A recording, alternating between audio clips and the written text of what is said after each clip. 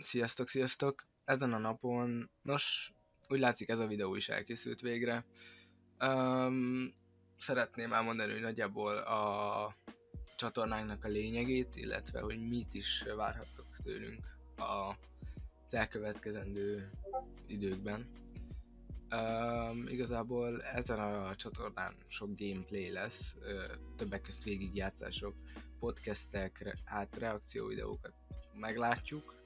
Heti momenteket mindenképpen szeretnénk tervezni, illetve szinkront is szeretnénk a későbbiekben, de ezek még egyelőre csak álmok.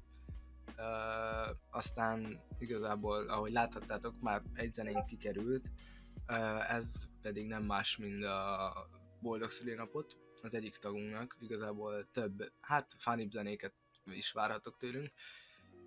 Nem ígérünk semmit, viszont nagyjából heti egy videót tervezünk, de megesett több is, kevesebb is. Ez attól függ, hogy milyen a hetünk, mert azért suli van, minden.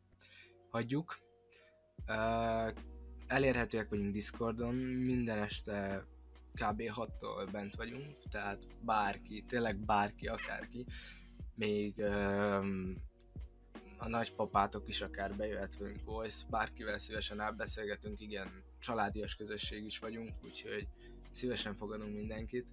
A fő platformunk az főleg YouTube, illetve Twitch és Twitterre, most már ugye X-re megtalálhatók leszünk hamarosan, illetve Instagramon is.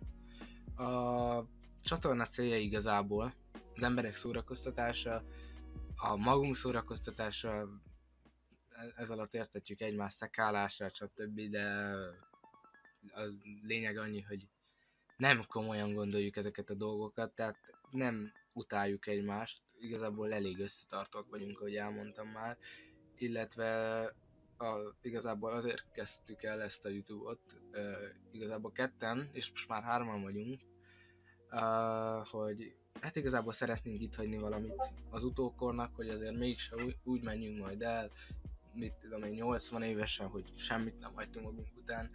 Nyilván rengeteg sok mindent lehet csinálni az életben, hogy megmaradj, de mi ezt szeretnénk csinálni. Illetve Krízi, nem tudom, hogy meddig lesz velünk, remélem a végsőkig, de viszont, hogyha beindul végre a zenei karrierje, akkor lehet, hogy majd eltűnik, ez kiderül, és ez még nagyon a távoli jövő, szóval ne aggódjatok, szívesen várunk titeket akkor a Discordunkra, illetve a YouTube csatornán is örülnénk, hogyha megtalálnátok minket. Köszönöm. Sziasztok!